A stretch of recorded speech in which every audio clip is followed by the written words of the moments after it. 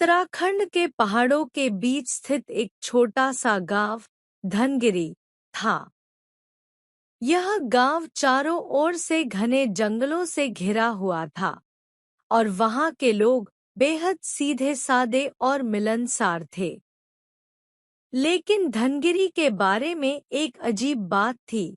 सूर्यास्त के बाद गांव में कोई भी घर से बाहर नहीं निकलता था।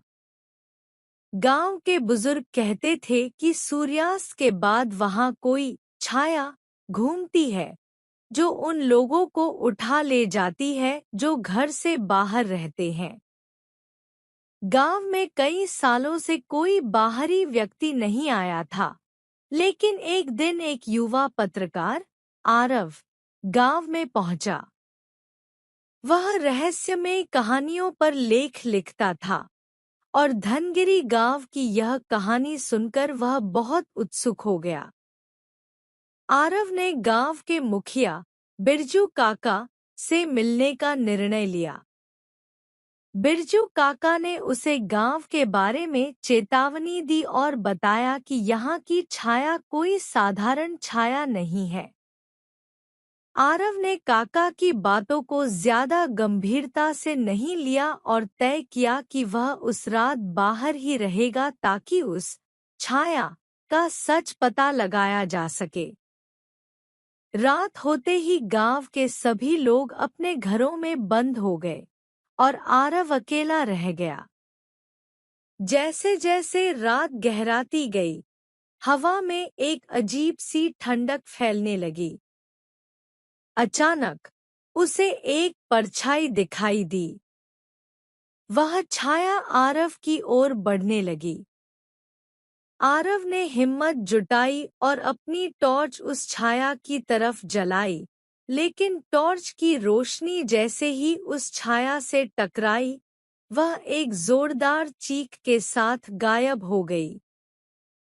अगले दिन आरव ने गांव के एक बुजुर्ग से पूछा कि यह छाया क्या है।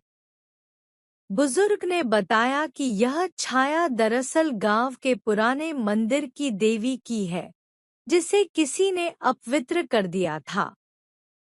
तब से देवी की आत्मा गांव के चारों ओर घूमती रहती है और हर रात अपनी शांति की तलाश में निकलती है।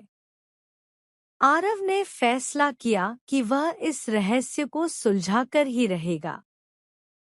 उसने मंदिर की ओर जाने का निर्णय लिया। मंदिर में पहुंचते ही उसने देखा कि वहां एक पुराना ग्रंथ रखा हुआ था। उस ग्रंथ में लिखा था कि जिस व्यक्ति ने देवी का अपमान किया था, उसकी आत्मा अभी भी भटक रही है। आरव ने गांव के मुखिया और सभी ग्रामीणों को मंदिर बुलाया। उसने उन्हें देवी की शांति के लिए एक विशेष पूजा करने का सुझाव दिया। सभी ग्रामीणों ने आरव की बात मानी और मंदिर में पूजा की। जैसे ही पूजा समाप्त हुई, गांव की हवा बदल गई। वह ठंडक जो रात में महसूस होती थी, अब गायब हो गई थी। उस दिन के बाद धनगिरी गांव में कभी किसी ने उस रहस्यमय छाया को नहीं देखा। आरव का लेख प्रकाशित हुआ और धनगिरी गांव की कहानी सबके सामने आई।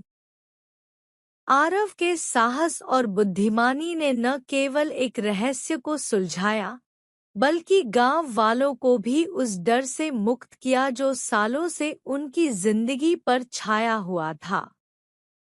गांव के लोग आज भी आरव को याद करते हैं और उसकी बहादुरी की कहानी सुनाते हैं।